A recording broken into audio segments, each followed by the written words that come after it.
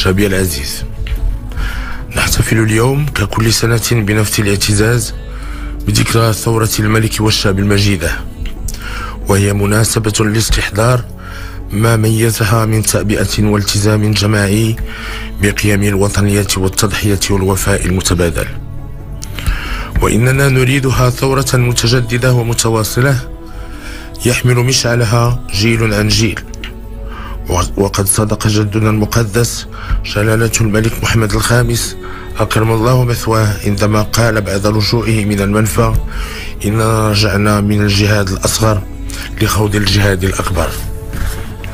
وهو ما أوفى به رفيقه في الكفاح والدنا المنعم جلالة الملك الحسن الثاني، الذي كرس حياته لإرساء دعائم الدولة المغربية الحديثة بمؤسساتها الديمقراطية وخياراتها الاقتصادية والاجتماعية والحقوقية. وها نحن نواصل حمل المشعل لاستكمال الرسالة وأداء الأمانة التي نعتز بتحملها في خدمة شعبنا.